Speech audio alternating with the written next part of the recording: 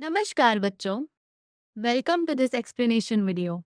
इस वीडियो को मैंने स्पेशली आप सभी स्टूडेंट्स के बेनिफिट के लिए बनाया है, ताकि आपको अपने चैप्टर को समझने और रिवाइज करने में आसानी हो।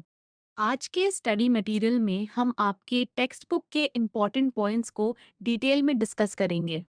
मैं आपको बताऊंगा कि आपके टेक्स्ट बुक में से कौन-कौन सी चीज़ें इम्पॉर्टेंट हैं, किन पॉइंट्स को अच्छे से समझना है और एग्जाम की प्रिपरेशन के लिए किन टॉपिक्स पर ध्यान देना चाहिए। इस वीडियो में चैप्टर के सभी इम्पॉर्टेंट कॉन्सेप्ट्स, की पॉइंट्स और ज़रूरी इंफॉर्मेशन को कवर किया गया है। स्टूडेंट्स से मेरा एक छोटा सा रिक्वेस्ट है, कृपया अपना टेक्स्ट बुक भी साथ में ओपन रखें। जब मैं एक्सप्लेनेशन दूंगा तो आप टेक्स्ट बुक के साथ इसे मैच कर सकते हैं और देख सकते हैं कि कौन सा पॉइंट आपकी बुक में कहाँ दिया गया है।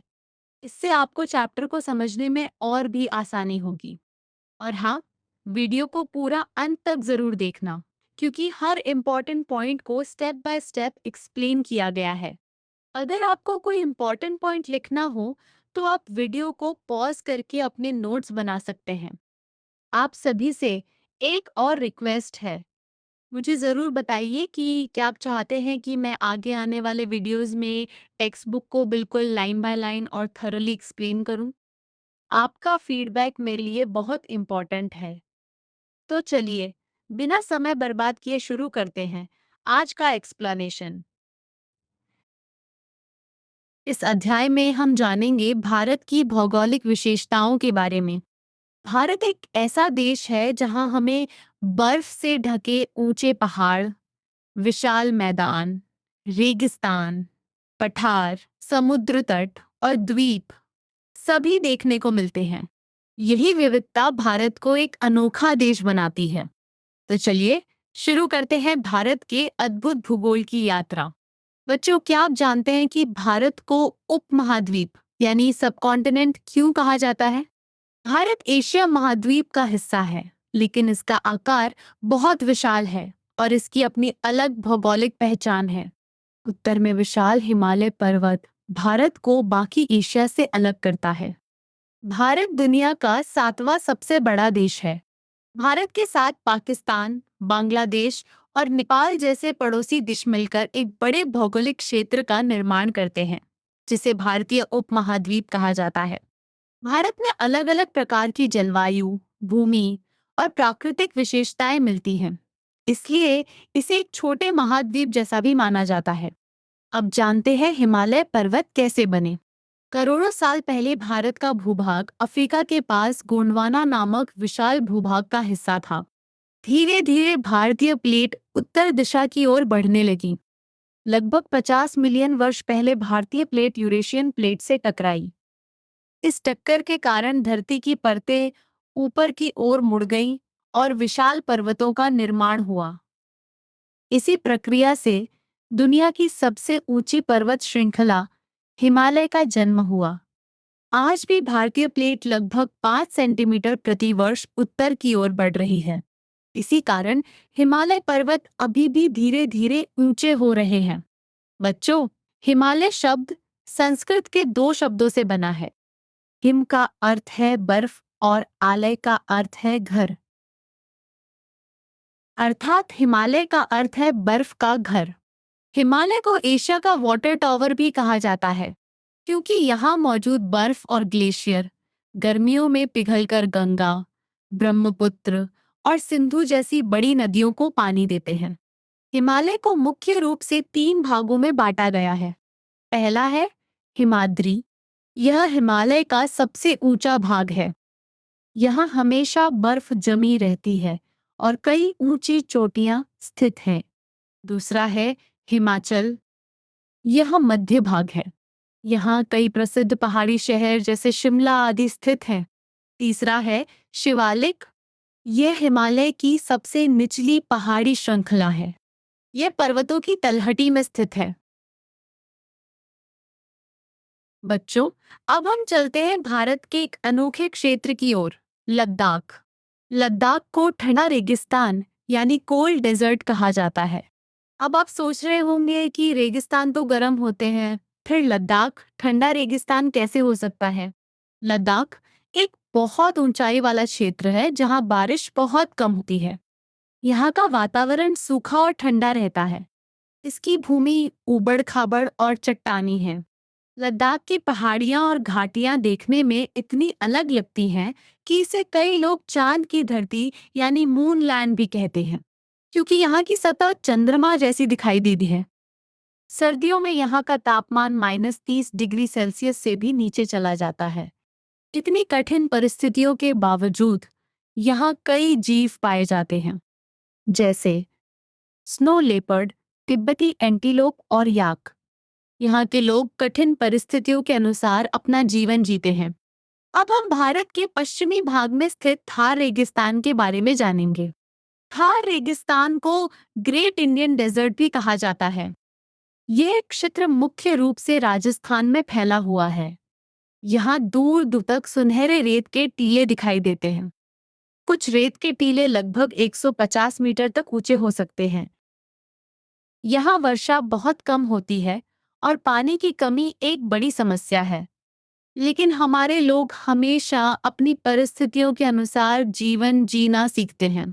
थार रेगिस्तान में लोग पानी बचाने के लिए कई पारंपरिक तरीकों का उपयोग करते हैं, जैसे टांका प्रणाली। टांका जमीन के अंदर बनाया गया एक जल संग्रह स्थान होता है जिसमें वर्षा का पानी जमा किया जाता है। यहाँ लोग पानी की बचत के लिए रेत का उपयोग बर्तन साफ करने में भी करते हैं। थार रेगिस्तान में ऊंट यहाँ के जीवन का महत्वपूर्ण हिस्सा है। अब हम पहुंचते हैं भारत के सबसे महत्वपूर्ण क्षेत्रों में से एक, गंगा के मैदान। इन्हें उत्तरी मैदान या नॉर्दर्न प्लेन्स भी कहा जाता है। ये मैदान हिमालय के दक्षिण में स्थित है। यह क्षेत्र बहुत ही समतल और उपजाऊ है। हिमालय से निकलने वाली नदियां अपने साथ मिट्टी और खनिज लेकर आती हैं। यह मिट्टी इन मैदानों को बहुत उपजाऊ बनाती है। इसी कारण यहाँ कृषि बहुत अच्छी होती है। गेहूं, चावल और कई प्रकार की फसलें यहाँ उगाई जाती हैं। यह क्षेत्र भारत के सबसे अधिक जनसंख्या वाले क्षेत्रों में से एक है। समतल भूमि होने के कारण यहाँ सड़क और रेलवे का बड़ा नेटवर्क विकसित हुआ है। इससे व्यापार और लोगों का आवागमन आसान हुआ है। गंगा, यमुना, ब्रह्मपुत्र और सिंधु जैसी नदियां इस क्षेत्र के जीवन का आधार हैं। अब जानते हैं भारत की प्राचीन पर्वत श्रृंखला। अरावली पर्वत। अरावली दुनिया की सबसे पुरानी पर्वत श्रृंखलाओं में से एक है। वैज्ञानिकों के अनुसार इसकी उम्र लगभग 2.5 अरब वर्ष है। यह पर्वत राजस्थान, हरियाणा, दिल्ली और गुजरात तक फैला हुआ है।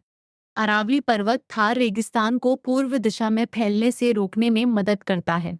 इस क्षेत्र में कई प्रकार के खनिज पाए जाते हैं, जैसे संगमरमर, ग्रेनाइट, तांबा और जस्ता।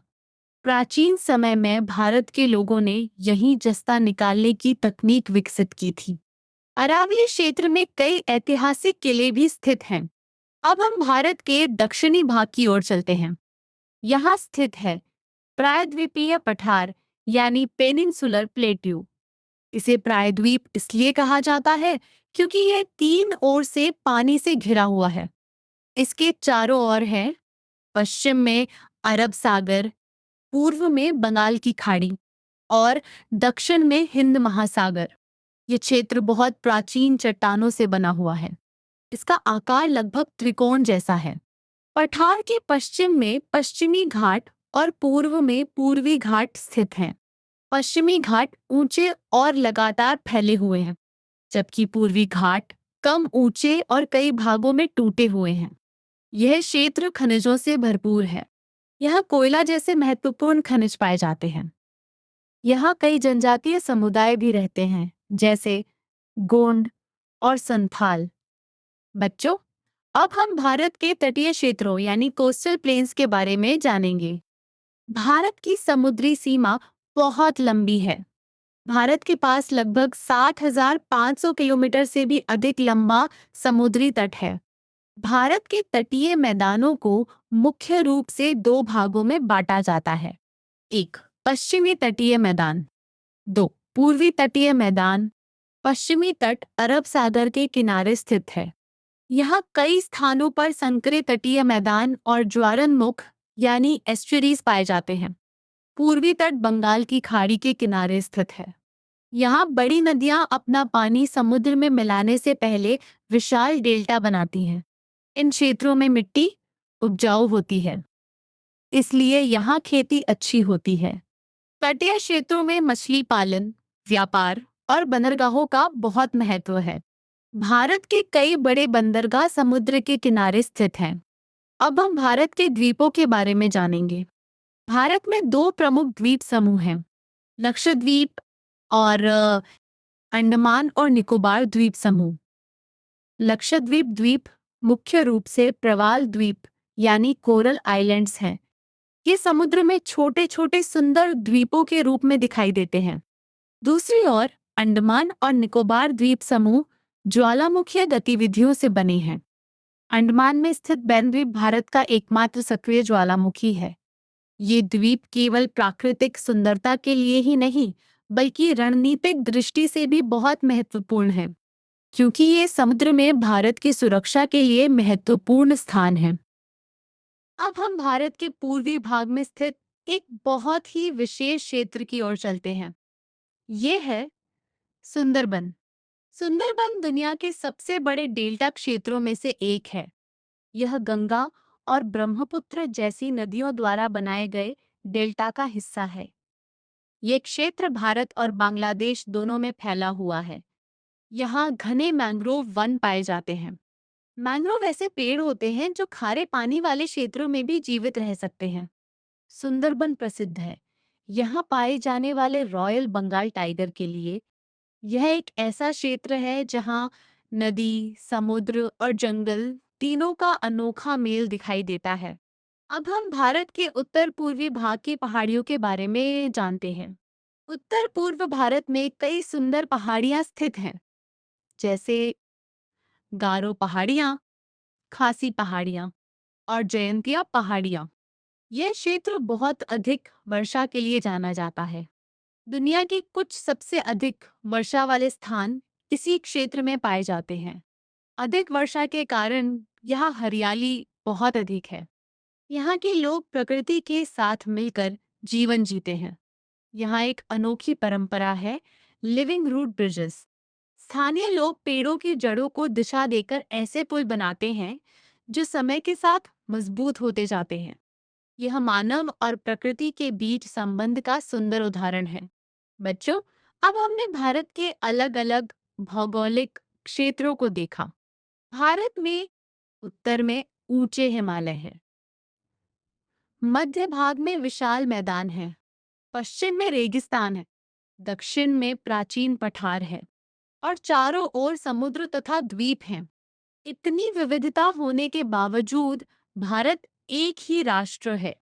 हमारी भौगोलिक विविधता ने लोगों को अलग नहीं किया, बल्कि जोड़ने का काम किया है। नदियां, सड़कें और व्यापार के रास्ते अलग-अलग क्षेत्रों को जोड़ते हैं। अब हम इस चार्ट की मदद से भारत के प्रमुख भौगोलिक क्षेत्रों को एक साथ समझेंगे। इस चार्ट में हम देखेंगे कि भारत के अलग-अलग क्षेत्रों की भूमि, जलवायु, नदियां, महत्व और वहां पाए जाने वाले जीव जंतु कैसे अलग-अलग हैं। एक, हिमालयन माउंटेन रेंज हिमालय पर्वत।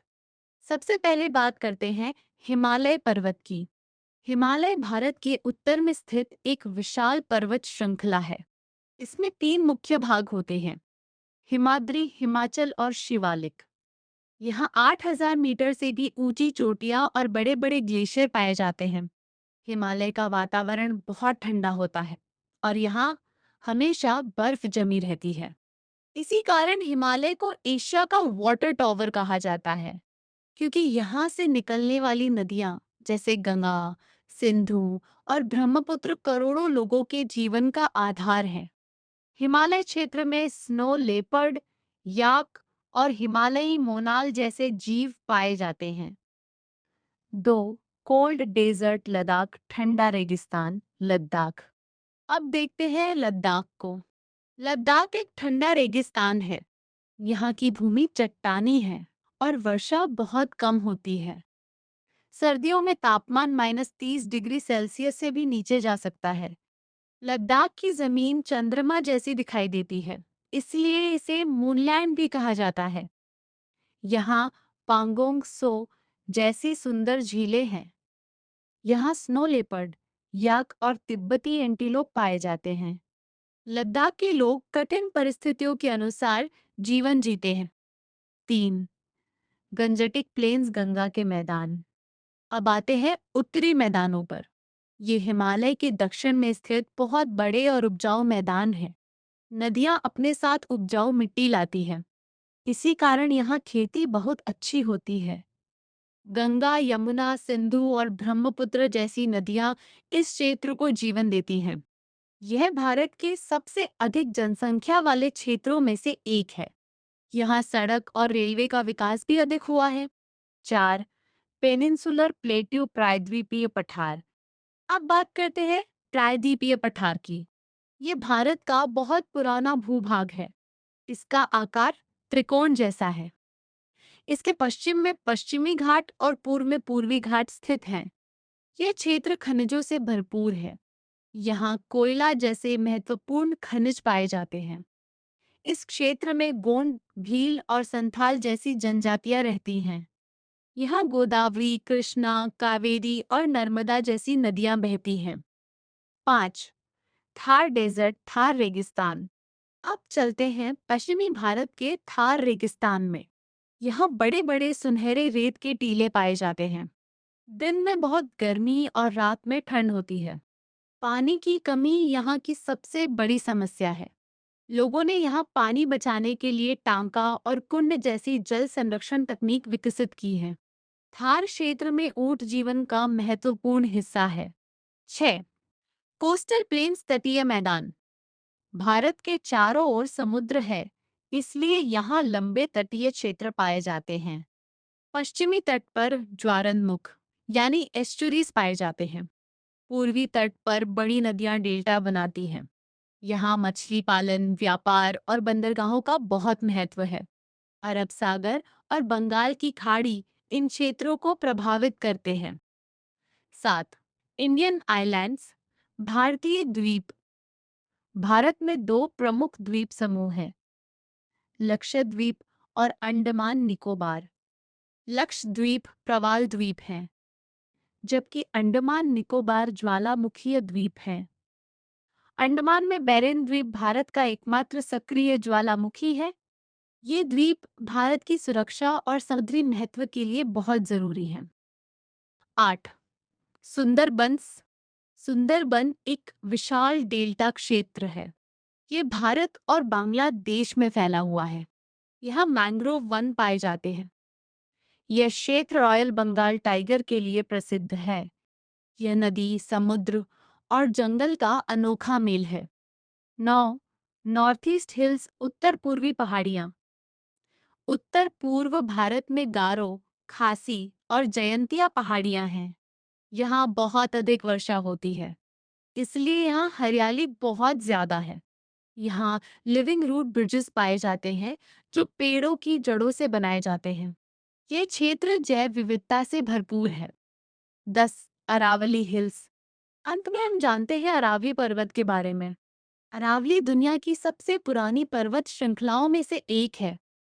इसकी उम्र लगभग 2.5 अरब वर्ष मानी जाती है। यह थार रेगिस्तान को आगे बढ़ने से रोकने में मदद करती है।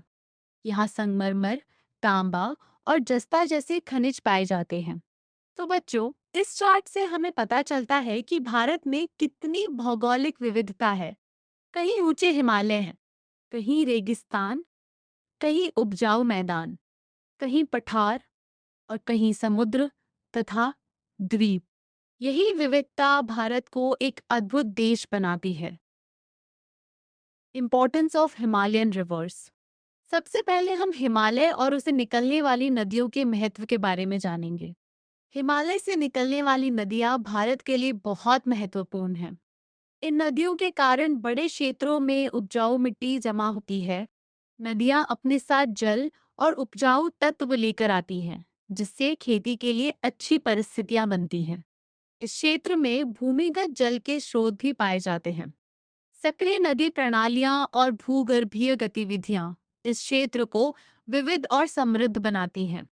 इसी कारण हिमालयी क्षेत्र भारत के प्राकृतिक जीवन और अर्थव्यवस्था में महत्वपूर्ण भूमिका निभाता है। Population density of Gangetic plains. अब हम गंगा के मैदानों के बारे में समझेंगे। गंगा के मैदान भारत के सबसे अधिक जनसंख्या वाले क्षेत्रों में से एक हैं।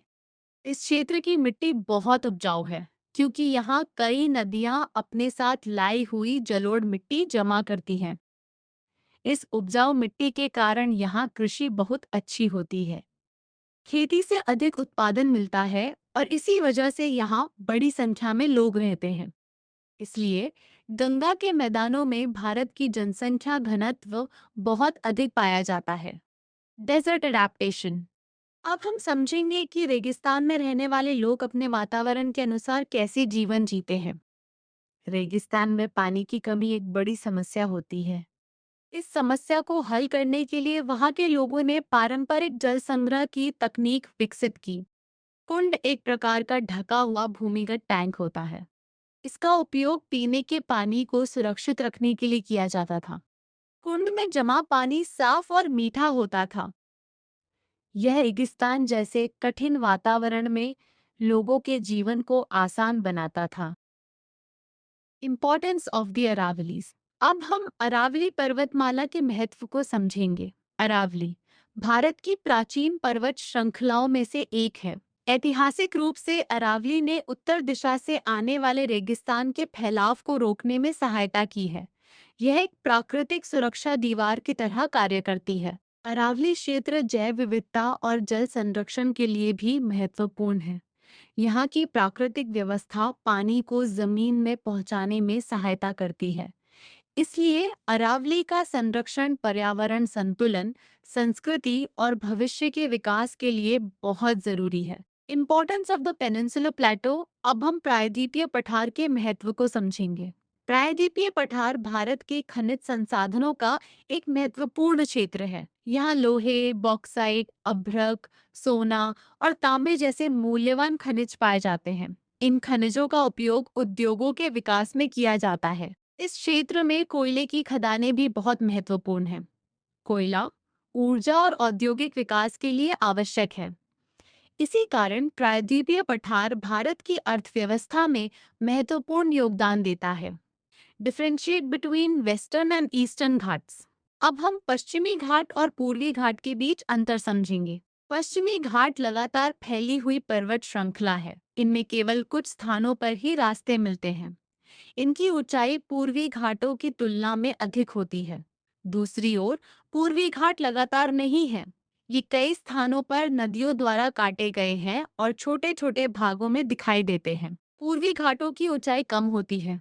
पश्चिमी घाटों की ढलान तेज होने के कारण बड़ी डेल्टा नदियां नहीं बनती, लेकिन पूर्वी घाटों की चौड़ी ढलानों के कारण गोदावरी और कृष्णा जैसी नदियां बड़े डेल्टा बनाती हैं। Significance of Lakshadweep. अब हम लक्षद्वीप के महत्व को समझेंगे। लक्षद्वीप द्वीप समूह मुख्य रूप से प्रवाल भित्तियों से बने छोटे द्वीपों का समूह है। ये समुद्री जैव विविधता के लिए बहुत महत्वपूर्ण है। यहाँ कई प्रकार के समुद्री जीव पाए जाते हैं। इसके अलावा लक्षद्वीप भारत के लिए रणनीतिक रूप से भी महत्वपूर्ण है। यह अरब सागर के समुद्री मार्गों की सुरक्षा में सहायता करता है। Importance of Andaman and Nicobar islands. अब हम अंडमान और निकोबार द्वीप समूह के महत्व को समझेंगे। ये द्वीप ज्वालामुखी उत्पत्ति से बने हैं। यहाँ घने भूमध्य रेखीय वन पाए जाते हैं। ये क्षेत्र जैव विविधता से भरपूर है। अंडमान और निकोबार भारत के लिए रणनीतिक रूप से भी बहुत महत्वपूर्ण है। इनकी स्थिति बंगाल की खाड़ी में महत्वपूर्ण समुद्री मार्गों की निगरानी में सहायता करती है। Describe the unique features of Meghalaya. अब हम मेघालय की अनोखी विशेषताओं के बारे में जानेंगे। मेघालय भारत के उत्तर पूर्वी भाग में स्थित एक बहुत ही सुंदर राज्य है। मेघालय का अर्थ होता है बादलों का घर। यह राज्य अपनी भारी वर्षा, हरे भरे पहाड़ों, सुंदर झरनों और घने जंगलों के लिए प्रसिद्ध है। मेघालय की पहाड़ियाँ प्राकृतिक सुंदरता से भरपूर हैं। यहाँ खासी, गारो और जयंतिया पहाड़ियाँ स्थित हैं। मेघालय की सबसे खास चीजों में से एक है लिविंग रूट ब्रिजेस, यानी जीवित जड़ों से बने पुल। इन पुलों को पेड़ों की जड़ों को सही दिशा में बढ़ाकर बनाया जाता है। ये प्रकृति और मानव की समझदारी का अद्भुत उदाहरण है। यहाँ के लोग पर्यावरण के साथ मिलकर जीवन जीने की परंपरा रखते हैं। मेघालय की प्राकृतिक सुंदरता और पर्यावरण के प्रति लोगों का सम्मान इसे भारत के सबसे विशेष स्थानों में से एक बना है। तो स्टूडेंट्स, आज के इस वीडियो में हमने पूरे चैप्टर को स्टेप बाय स्टेप समझने की कोशिश की। हमने इंडिया की डिफरेंट ज्योग्राफिकल फीचर्स जैसे mountains, plains, plateaus, deserts, rivers और कोस्टल रीजन्स के बारे में जाना। हमने ये भी समझा कि अलग-अलग रीजन्स होने के बावजूद हमारी ज्योग्राफी कैसे लोगों को कनेक्ट करती है और इंडिया की यूनिटी को मजबूत बनाती है। हमने जाना कि हिमालयाज हमारे लिए एक नेचुरल बैरियर होने के साथ-साथ एक इम्पॉर्टेंट वाटर सोर्स भी हैं। हमने रिवर्स के इम्पोर्टेंस को समझा कि कैसे वे ड्रिंकिंग वाटर, एग्रीकल्चर, इंडस्ट्रीज और ट्रांसपोर्टेशन में हमारी मदद करती हैं। इसके अलावा हमने थार डेजर्ट, वेस्टर्न घाट्स और ईस्टर्न घाट्स और अलग-अलग क्षेत्रों में लोगों के एनवायरमेंटल अडेप्टेशंस के बारे में भी सीखा। स्टूडेंट्स, रिमेंबर दैट ज्योग्राफी सिर्फ प्लेसेस और मैप्स के बारे में नहीं है, बल्कि यह समझने के बारे में है कि humans and environment are connected with each other. अब आप अपनी टेक्स्ट बुक को एक बार जरूर रीड करें और इस वीडियो के साथ अपने इम्पोर्टेंट पॉइंट्स रिवाइज करें। जहाँ भी आपको कोई इम्पोर्टेंट डेफिनेशन, कॉन्सेप्ट या एग्जाम्पल मिले, उसे मार्क कर लें। अगर आपको यह एक्सप्लेनेशन हेल्पफुल लगा हो, तो मुझे ज़रूर बताइए कि क्या आपको आगे भी इसी तरह complete chapter explanation with textbook based learning चाहिए। Thank you students, keep learning and keep growing. Himalaya को वाटर टावर ऑफ एशिया क्यों कहा जाता है? हिमालय में बहुत अधिक मात्रा में बर्फ और ग्लेशियर मौजूद हैं। गर्मियों में जब यह बर्फ पिघलती है तो गंगा, सिंधु और ब्रह्मपुत्र जैसी नदियों को पानी मिलता है। ये नदियां करोड़ों लोगों के लिए पीने का पानी, खेती और उद्योगों के लिए उपयोगी हैं। इसी कारण हिमालय को एशिया का जल स्तंभ कहा जाता है। अगर हिमालय नहीं होते तो भारत कैसा होता? अगर हिमालय नहीं होते तो भारत के उत्तर में प्राकृतिक सुरक्षा दीवार नहीं होती। हिमालय से मिलने वाला पानी भी नहीं मिलता। इससे भारत का मौसम और जलवायु पूरी तरह बदल जाती। कई क्षेत्र अधिक सूखे हो सकते थे। भारत को मिनी कॉन्टिनेंट क्यों कहा जाता है? भारत को मिनी कॉन्टिनेंट कहा जाता है क्योंकि यहाँ लगभग हर प्रकार की भौगोलिक विशेषता मिलती है। यहाँ बर्फीले पर्वत हैं, गर्म रेगिस्तान है, उपजाऊ मैदान है, पठार हैं, समुद्र तट और द्वीप हैं। इसलिए भारत एक छोटे महाद्वीप जैसा दिखाई देता है। गंगा नदी की यात्रा। गंगा नदी हिमालय के गंगोत्री ग्लेशियर से निकलती है। यह भारत के कई क्षेत्रों से होकर बहती है और अंत में सुंदरबन डेल्टा के पास समुद्र में मिलती है। लोग इस नदी का उपयोग पीने के पानी, सिंचाई, उद्योग, बिजली उत्पादन और परिवहन के लिए करते हैं। दक्षिण भारत को पेनिनसुलर प्लेटो क्यों कहते हैं? दक्षिण भारत का यह भाग तीन ओर से पानी से घिरा है। अरब सागर, बंगाल की खाड़ी और हिंद महासागर इसे घेरते हैं। साथ ही यह ऊंचा और समतल भूभाग है, इसलिए इसे प्रायद्वीपीय पठार कहा जाता है। Question: explain how the physical geography of the Thar desert influences the lifestyle of its people. Thar रेगिस्तान की भौगोलिक परिस्थितियां वहां रहने वाले लोगों के जीवन को प्रभावित करती हैं। वहां गर्मी बहुत अधिक होती है और पानी की कमी रहती है। इसलिए लोगों ने अपने जीवन को इस वातावरण के अनुसार ढाल लिया है। वे गर्मी से बचने के लिए विशेष प्रकार के कपड़े पहनते हैं। पानी बचाने के लिए बर्तन साफ करने में रेत का उपयोग करते हैं। वर्षा जल को इकट्ठा करने के लिए टांका जैसी पारंपरिक प्रणालियां बनाई जाती हैं। ये तरीके रेगिस्तान की कठिन परिस्थितियों में जीवन को आसान बनाते हैं। Question, compare the western Ghats and the eastern Ghats. अब हम पश्चिमी घाट और पूर्वी घाट की तुलना करेंगे। पश्चिमी घाट भारत के पश्चिमी तट के समानांतर फैले हुए हैं। ये पूर्वी घाटों की तुलना में अधिक ऊंचे और लगातार फैले हुए हैं। पश्चिमी घाट जैव विविधता के प्रसिद्ध हैं और यूनेस्को विश्व धरोहर स्थल भी हैं। पूर्वी घाट अपेक्षाकृत कम ऊंचे हैं। ये छोटे छोटे पहाड़ों के रूप में टूटे हुए पाए जाते हैं। ये भारत के पूर्वी तट के साथ फैले हुए हैं। Question, which UNESCO heritage site mentioned in this chapter did you find more interesting? Write a short paragraph to describe what about it is interesting. इस प्रश्न में आपको इस अध्याय में बताए गए किसी एक यूनेस्को विश्व धरोहर स्थल के बारे में लिखना है। उदाहरण के लिए, सुंदरबन एक बहुत ही रोचक स्थान है। यह एक विशाल डेल्टा क्षेत्र है जहां नदी और समुद्र आपस में मिलते हैं। यहाँ एक विशेष प्रकार का वन पाया जाता है। यह वन रॉयल बंगाल टाइगर का घर है। सुंदरबन की विशेष भौगोलिक स्थिति और जैव विविधता इसे एक महत्वपूर्ण स्थान बनाती है। इसलिए सुंदरबन हमारे लिए बहुत ही दिलचस्प और महत्वपूर्ण है। Question, food preservation techniques differ from place to place across India. They are adapted to local conditions. Do a class project. Gather different methods of preserving food. Hint: drying vegetables when they are in season for use during the off season. बच्चों, अब हम समझेंगे कि भारत के अलग-अलग क्षेत्रों में भोजन को सुरक्षित रखने के तरीके अलग-अलग क्यों होते हैं।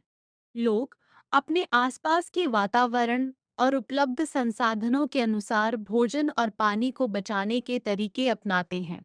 उदाहरण के लिए, थार रेगिस्तान में पानी की कमी होती है। वहाँ के लोग पानी बचाने के लिए विशेष तरीके अपनाते हैं। वे बर्तन साफ करने के लिए रेत का उपयोग करते हैं ताकि पानी की बचत हो सके। वहाँ वर्षा के पानी को इकट्ठा करने के लिए टांका नामक पारंपरिक जल संग्रह प्रणाली का उपयोग किया जाता है। भोजन को सुरक्षित रखने के लिए सब्जियों को उनके मौसम में सुखाकर रखा जाता है। फिर जब वह सब्जियां उपलब्ध नहीं होती, तब उनका उपयोग किया जाता है। यह दिखाता है कि मनुष्य अपने पर्यावरण के अनुसार स्वयं को कैसे ढालते हैं। Question, despite having such different regions, mountains, deserts, plains, coast, India remains one country. How do you think our geography has helped unite people? बच्चों, अब हम समझेंगे कि भारत में इतनी भौगोलिक विविधता होने के बाद भी हमारा देश एक कैसे बना हुआ है। भारत में ऊंचे ऊंचे पर्वत हैं, रेगिस्तान है, विशाल मैदान हैं और समुद्री तट भी हैं। अलग अलग क्षेत्रों की प्रकृति अलग होने के बावजूद भारत के लोग एक साथ जुड़े हुए हैं। हमारी भौगोलिक विशेषताओं ने हजारों वर्षों से हमारी संस्कृति और सभ्यता को विकसित करने में सहायता की है। अलग अलग क्षेत्रों में अलग अलग प्रकार के संसाधन पाए जाते हैं, जैसे खनिज और विभिन्न प्रकार की फसलें। लोग इन संसाधनों का एक दूसरे के साथ आदान प्रदान करते हैं। नदियों और सड़कों के नेटवर्क ने देश के अलग अलग हिस्सों को जोड़ने का काम किया है। इस प्रकार हमारी भौगोलिक विविधता ने लोगों को अलग नहीं किया, बल्कि उन्हें एक दूसरे से जोड़कर भारत की एकता को मजबूत बनाया है।